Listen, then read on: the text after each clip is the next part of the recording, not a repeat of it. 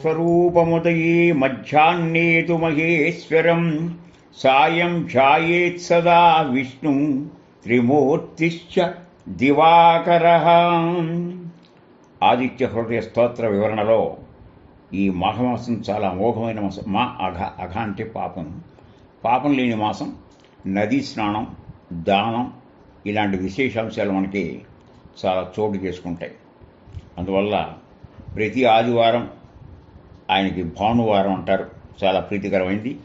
ఇది కాక మనకి సప్తమి, రథసప్తమి అనేటువంటిది కూడా చాలా ఇంపార్టెంట్, 4వ తారీఖు. దీని సందర్భంలో మహనీయులు అందరూ అందించినటువంటి ఈ ఆదిత్య హృదయానికి, గాయత్రి మంత్రానికి, అలాగే రామాయణంలో యుద్ధకాండం నుంచి గ్రహింపబడినటువంటి ఈ యొక్క ఆదిత్య హృదయ స్తోత్రాల గురించి మనం కనుక వివరంగా తెలుసుకుంటే, ఒకవేళ పారాయణ త్రిగుణితం జప్వా అంటారు. రాముడు అంతటి వాడు 3 సార్లు దీన్ని జపించిన తర్వాతే సమరోత్సాహం వచ్చింది. ద్విగుణీకృత ఉత్సాహంతో రావణుడు యొక్క ఇచ్చేసాడు. ఇది యుద్ధకాండంలోది కనుక రావణుడు ఎప్పటికీ మరణించట్ల. రావణ యుద్ధం చాలా ఘోరంగా జరుగుతోంది. రాముని గుండెపై గాఢంగా కొట్టాడు. అప్పుడు మళ్ళా ఆయన స్వామి విక్రమించి రావణుడిని వ్యవసనం చేశాడు. ఈ లోపల అలసిపోయిన రావణుని దూరంగా తీసుకెళ్ళిపోయాడు రావణుడి యొక్క సారథి. అలా రావణుడు మళ్ళీ మెడుకురాగానే మందులు ఎందుకు తీసుకొచ్చేవాడు, మళ్ళీ తీసుకెళ్ళిపోమంటాడు. అట్టి కృష్ణఘట్టంలో రాముడు కూడా కొంచెం అలసట కలిగింది. ఏ రకంగా ఇతని మరణ రహస్యం ఏదో ఉందని గ్రహించిన వాడై అక్కడ మనకి మొట్టమొదట ఈ సూర్యుడిని ఉపాసిస్తున్న యుద్ధకాండ వస్తుంది. ధ్యాయే సూర్యమనంతకోటి కిరణం తేజోమయం భాస్కరం భక్తానాం అభయప్రదం దినకరం జ్యోతిర్మయం శంకరం ఆదిత్యం జగదీశమచ్యుతమయం అనేటువంటి దాని ప్రకారంగానే ధ్యాయే సవితృమండల మధ్యవర్తి నారాయణ సరసజాతన సన్నివిష్ట కేయూరవాన్ హారీ హ్రీటి వపుంస సంకచక్ర పంచపూజాంకర్యాత్ అని వస్తుందన్నమాట. అప్పుడు అగస్త్య మహర్షి అలసిపోయినటువంటి దగ్గరికి వచ్చి ఆయనకి బాగా అలసిపోవడంలో చూసి ఎంత ప్రయత్నించిన రావణుడు యొక్క మరణము కానీ ఓటము కానీ లేదన్నప్పుడు దగ్గరికి వచ్చాడు. ఈ పరిస్థితి ఖచ్చితంగా మనకు ఎలా ఉంటుందంటే భగవద్గీతలో అర్జునుడి యొక్క విషాద యోగంలాగా ఉంటుంది అని దీంతో కొంత పోల్చి కొంతమంది వ్యాఖ్యాతలు చెప్పారు. ఏవైనా ఒక రహస్యమైన విషయం ఇక్కడ మనకి అగస్త్య మహర్షి రాముడికి అందించాడు. ఏమిటంటే రామ రామ మహాబాహో సుడుగృహ్యం సనాతనం ఏన సర్వాన్ నరీన్ వత్స సమరే విజిష్యసి. మహాబాహువులు గలవ రామ, ఒక రహస్యం చెప్తాను విను అని. మొట్టమొదటి ఇక్కడ విచిత్రం ఏంటంటే ఈ ఆదిత్య హృదయం యొక్క ఫలశ్రుతి, మిగతా స్తోత్రాలకి దీనికి తేడా ఫలశ్రుతి ముందు చెప్పడం జరిగింది. ఆదిత్య హృదయం అంటే ఏంటంటే పుణ్యం సర్వశత్రు వినాశనం జయావహం జపీ నిత్యం అక్షయం పరమం శివం సర్వమంగళ మాంగళ్యం సర్వ పాప ప్రణాశనం చింతాశోక ప్రశమనం ఆయుర్వర్ధన ఉత్తమం. ఇది నాశనము లేని ఫలం ఇస్తుంది, మంగళాలకి మంగళం కలిగిస్తుంది, అన్ని శ్రేయస్సులకి సాధనం, అన్ని పాపాలు తొలగిస్తుంది, మానసిక శారీరక బాధలు తొలగిస్తుంది, ఉత్సాహాన్ని ద్విగుణీకృతం చేస్తుంది, ఆయుర వృద్ధి చేస్తుంది. జపించవలసిన వాటిలో ఇది ఉత్తమం అని చెప్పి మొట్టమొదటి ఫలశ్రుతి చెప్తారు. ఈ రకంగానే ఇక ఆ తర్వాత 5-6 శ్లోకాల్లో కర్తవ్య బోధ చూపిస్తారు. అంటే సూర్యుడి యొక్క వర్ణన ఏ రకంగా ఉంటుంది అనేటువంటిది మనకి రశ్మిమంతం సముద్యంతం. రశ్ములు అంటే కిరణాలు. ఆ కిరణాలు మరి ఎలా ఉంటాడు, పంచేంద్రియుల ద్వారా జ్ఞానం అనేది రశ్మి కలవాడు. అటు ఇటు అన్వయించుకుంటే మనకి అది చాలా సుస్పష్టంగా ఉంటుంది.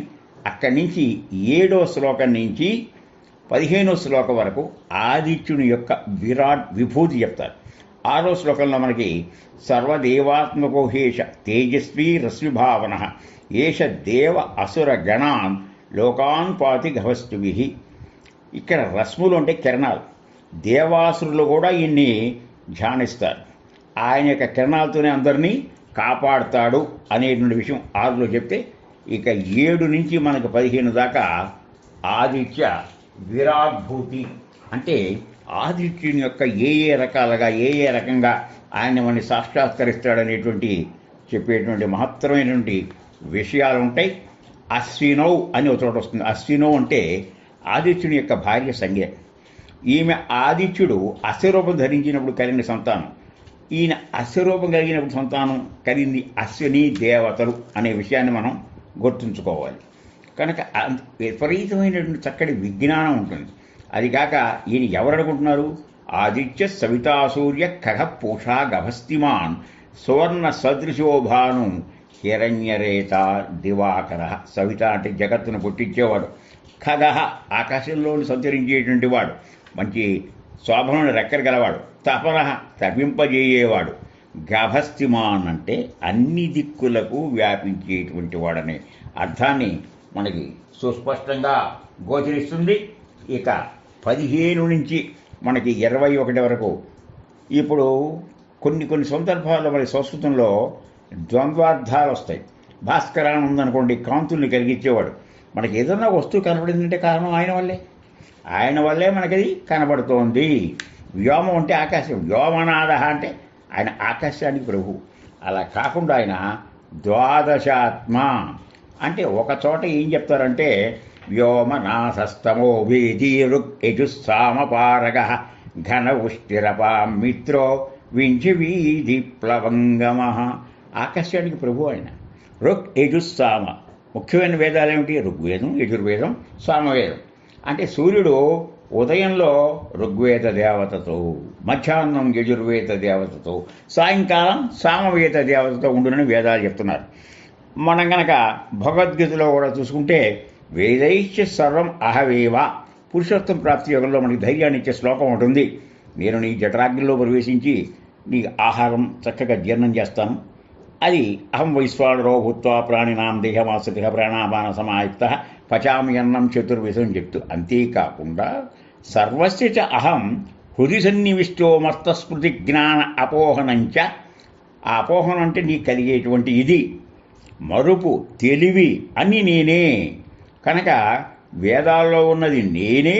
వేదైశ్చ అహమేవ వేదాంత కృద్వేదయోహం అంటే అన్ని వేదాలకి పర్యవసానమైన వాడు, అన్ని వేదముల చేత తెలియబడినవాడు, ఉపనిషత్తుల చేత ప్రతిపాదించబడినవాడు అనేటువంటి అర్థం మనకి ద్యోతకమయ్యేటట్టుగా అవుతుంది. అలాగే ఈయన ద్వాదశాత్మ. ఒక్కొక్క నెలకి సూర్యుని ఒక్కొక్క పేరుతో పిలుస్తారు. ఇంద్రుడు, ధాత, భగుడు, పూష, మిత్రుడు, వరుణుడు, ఆర్యమ, అచ్చి, వివస్వంతుడు, త్వష్ట, సవిత, విష్ణు అని 12 నామాలు. ఇందులో త్వష్ట అనే దానికి కూడా మనకి ఒక ప్రత్యేకమైనటువంటి అర్థం వస్తుంది. సూర్యుడికి ఏమిటి అంటే విష్ణు అలంకార ప్రియుడు, ఈశ్వరుడు అభిషేక ప్రియుడు, మరి సూర్యుడు నమస్కార ప్రియుడు. కనుక సూర్య నమస్కారాలు అనేటువంటిది మనకి ఒకటి వస్తుంది. కనుక 15వ శ్లోకంలో మనకి నమ పూర్వాయ గిరయే పశ్చిమే గిరయే నమ జ్యోతిర్గణానాం బతయే ధినాధిపతయే నమ. మనం గౌరవం కొద్ది నా మమ నాది కాందిన్నప్పుడు నమస్కారం చేస్తాం. తూర్పు కొండపై కనబడే స్వామికి నమస్కారం, ఆ తూర్పు కొండలో అంతర్యామిగా ఉన్నవాడిని నమస్కారం. ఇలా మనం రామాయణంలో కూడా మంచి మర్యాదలు చూస్తాం. ఆంజనేయ స్వామి సీతమ్మ యొక్క విశేషాలు చెప్పేటప్పుడు రాముల వారి దగ్గరికి ఆవిడ గురించి చెప్పబోయే ముందు ఆ అమ్మవారు ఏ దిక్కులో ఉందో చూసుకుని అక్కడ నమస్కారం చేసి ఆ దిక్కుకు నమస్కారం చేసి ఆ తర్వాత శ్రీరామచంద్రునితో మాట్లాడట. ఎంత వినయ సంపదో ఆలోచించుకోండి. ఇవన్నీ సాంప్రదాయాలు. అలాగే 15 తరగతుల ప్రహారం ఆత్మ నివేదం అంటే మన్ని మనం నివేదించుకునేటువంటి శ్లోకాలు మనకి కనబడతాయి. అంటే 16 నుంచి మనం చాలా ఉగ్రం అంటాం. ఉగ్రాయ వీరాయ సారంగాయ నమో నమః, నమ పద్మ ప్రబోధాయ మార్తాండాయ నమో నమః. త్రిపురాసుర సంహారం చేశాడు పరమేశ్వరుడు. దానికి ఏం కావాలి? బలపరాక్రమాలు కావాలి. సారంగాయ నమః. ఈ కొన్ని కొత్త విషయాలు వచ్చినప్పుడు అర్థాలు తెలుసుకుంటే మనం స్తోత్ర పాఠం చేసి పారాయణ చేసేటప్పుడు కళ్ళకు కట్టినట్టు అర్థం తెలిస్తే దానివల్ల అర్థస్ఫురణ, శబ్దస్ఫురణ మనం చేసే దానికి కూడా బాగా ఉంటుంది. శీఘ్రంగా వెళ్ళగలడు శివుడు. 1 నిమిషంలో సగం కాలం, నిమిషానికేనండి 60 సెకండ్లు, 30 సెకండ్ల కాలంలో సూర్యుని యొక్క గతి 2000 యోజనాలు ఉంటుందని పురాణం చెప్పారు. ద్వాదశార్య స్తోత్రంలో ఇది మనకి సుస్పష్టంగా కనపడుతుంది. ఇంకోటి ఏంటంటే సారాన్ని గ్రహించడానికి నమస్కారం. మన స్థాయి తెలుసుకుని మనని ఆనందింపజేసేవాడు ఆయనే బ్రహ్మేశానాచ్యుదేశాయ సూర్యాయ ఆదిత్యవర్షతే భాస్వతే సర్వభక్షాయ రౌద్రాయ వపుషే నమః. ఆది సూర్యుడికి నమస్కారం చేసేటప్పుడు ఆయన ఆదిత్యుడు, భాస్కరించేవాడు, కాంతి గలవాడు. సర్వభక్ష అంటే ఇక్కడ 2 అర్థాలు ఉన్నాయి మీకు. అన్నిటినీ సంహరించేవాడు ఒక అర్థం. ఆయనకి మంచి చెడు ఏం లేదు, ఏది శుద్ధమని అశుద్ధమని అన్నింటినీ ఇచ్చేసేటువంటి వాడు అనేటువంటిది చెప్తాడు. ఇలాంటి మహత్తరమైన శ్లోకాలు మనకి ఎన్నో సుస్పష్టంగా కనపడతాయి. కనపడతాయి కనుక మనం ఇక్కడ గమనించాల్సినటువంటి విషయం ఏంటంటే ఆ 15 నుంచి 21 వరకు ఆత్మనివేదన అయితే 22 నుంచి 24 శ్లోకాలు క్రియా విభూతి అని చెప్తారు. అంటే వేదాశ్చక్రతవశ్చైవ క్రతూనాం ఫలమేవచ యాని కృత్యాని లోకేషు సర్వజేష రవి ప్రభు. రొక్కులు, యజస్సులు, సామాలు, అథర్వాణాంగి రసములనే వేదాలు, వసువులు, రుద్రులు, ఆదిత్యులు, అశ్వినుని దేవతలు, సోమయాగం మొదలు అశ్వమేధ వర్గల క్రతువులని, వాటికి ఫలమైన స్వర్గాలు ఏవేమైతే ఉన్నాయో వాటిని నియమించి భక్తులకు అనేక క్రియలు ఇవి చేసుకోండి అని ప్రచోదనం చేసేవాడే ఆయన. కనుక ఆయన్ని గురించి మనం ఈ యొక్క 24 వరకు చేస్తూ కనుక తెలుసుకుంటే జగత్పతి అవుతుంది. కనుక 25 నుంచి ఫలాభిసంధి ఇప్పుడు ఇంతవరకు చెప్పడం అయింది. ఈ విన్నదాని వల్ల ఏమిటి ఫలితం అనేది ఇక్కడ చెప్తున్నాడు. అస్మిన్ క్షణే మహాబాహో రావణం త్వం వధిష్యసి ఏవ ముఖ్యాదగాగస్త్యో జగామచ యథాగతం. ఎంత క్రమశిక్షణగా అగస్త్యుడు చెప్తున్నాడో వినండి. ఈ క్షణంలో ఉత్సాహపరిచాడు. ఇది చెప్పి రావణుని నీవు చంపుతూ అని పలికి మాట్లాడకుండా ఎక్కడి నుంచి వచ్చాడో అక్కడికి వెళ్ళిపోయాట. ఎవరు? అగస్త్యుడు. ఇది విని రాముడు ఏం చేశాడు? ఏతత్ శ్రుత్వా ఏకాగ్రచిత్తంతో ఆదిత్య హృదయాన్ని ధరించాడు. అందువల్ల ఆదిత్య ప్రేక్ష జప్వాతు పరం హర్షమవాప్తువాన్.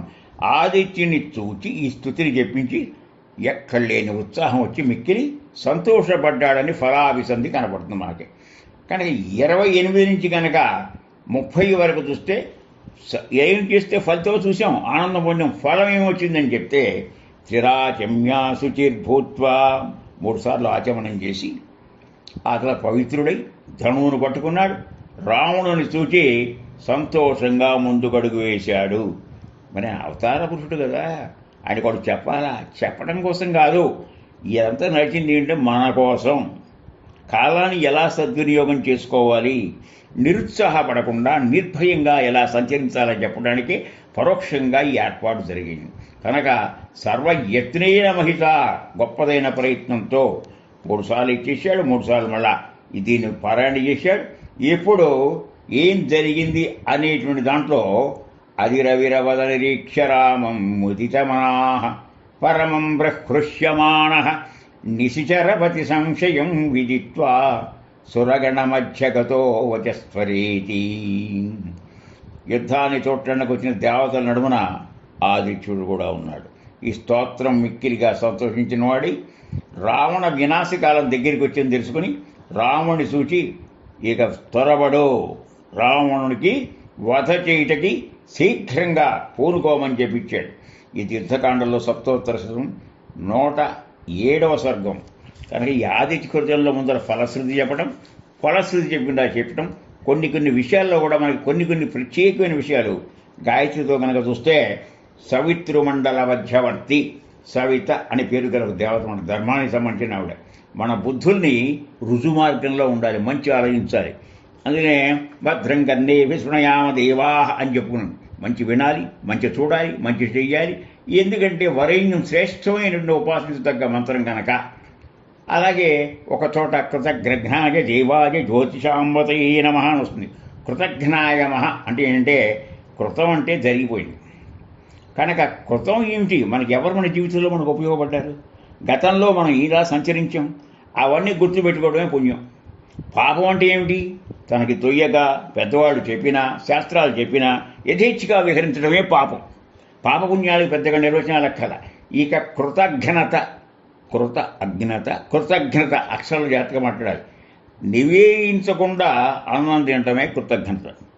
ఈ అన్నం ఏమిటి, నువ్వు సంపాదించావా? ఈ అన్నానికి ఏ దేవతలు మనకి సస్యపోషణ చేసి యజ్ఞ చక్రం వస్తుంది మనకి భగవద్గీతలో కూడా. మనం ఏ పని చేసినా నీరు తాగడం, గాలి పెంచడం, ఇవన్నీ మనం భగవంతుడిని నివేదించకుండా చేయడమే కృతజ్ఞత. ఇంద్రియాల ద్వారా మనం గ్రహించే సర్వం ఎక్కడి నుంచి వచ్చింది? భగవత్ప్రసాదాలు గుర్తుంచుకోండి. సంధ్యావందనం, అలాగే దేవతార్చనలో షోడోపచారాలు, భగవంతుడు నివేదించుట, వీటికి శృతి స్మృతి పురాణాలను తెలుసుకోవడం. పంచయజ్ఞాలు మనకి కంపల్సరీగా చేసిన యజ్ఞాలు ఉన్నాయి. ఏమిటవి? దేవ ఋషి పితృ అతిథి భూత యజ్ఞంలో వినియోగం చేసిన దాని యొక్క శేషమే మనం భుజించాలి. యజ్ఞం చేసేటప్పుడు కొంచెం పక్కకు పడుతుంది, దాన్ని తినాలి. యజ్ఞ భోక్ అంటారు. తల్లిదండ్రులకు, ఆచారులకు, అతిథులకు ఆదరపూర్వకంగా ఇంటికి వచ్చిన వాళ్ళని అర్పించాలి. అంతేగాని ఈనాటి పరిస్థితులకి భిన్నంగా మనం ఉంటేనే మంచిది. ఎందుకంటే ఈనాటి పరిస్థితులు ఏమిటంటే పెద్ద భారంగా చూస్తారు ఎవరన్నా వచ్చినా చేసినా. అందువల్ల కుటుంబంలో సంతానంలో ఒకరికి సుఖం, ఒకరికి దారిద్ర్యం. ఎందుకు ఇదంతా? ఈ దోషాల వల్లే, కృతజ్ఞత వల్లే. అందుకనే సంధ్యావందనంలో అర్ఘ్యం సూర్యుడికి ఇవ్వడం ఒకటి, ఈ సూర్యోపాసన ఆదిత్య హృదయ పారాయణ కంపల్సరిగా అవి చక్కగా విధి విధాయకంగా నెరవేర్చాల్సిన విషయాలుగా మనం గ్రహిస్తే జీవితం ధన్యతను అందుతుంది. ఈ మాఘమాసంలో మనం చాలా ధన్యమైన జీవితాన్ని గడుపుతాం. కాలాన్ని సరిగ్గా వినియోగం చేసుకుంటున్నాం కనుక సూర్యాష్టకం, ఆదిత్య హృదయం, సూర్యమండలోపాసన, ద్వాదశార్య స్తోత్రం, సూర్య నమస్కారాలు, సూర్య అష్టోత్తరాలు ఇవన్నీ చక్కగా చేసుకుని మనస్సును ఆహ్లాదంగా, శారీర మానసికంగా దృఢంగా ఉండాలని చెప్పి ఆశిస్తూ మీకు ఉపకృతంగా ఉంటుందని చెప్పి దీన్ని నేను పొందుపరచడం జరిగింది. ఇందులో ఏమన్నా చిన్న చిన్న లోపాలుంటే పెద్ద మనసుతో క్షమించడం, ఆ తర్వాత తెలిసిన దాన్ని మీరు అమలు చేయటం. హరి ఓం.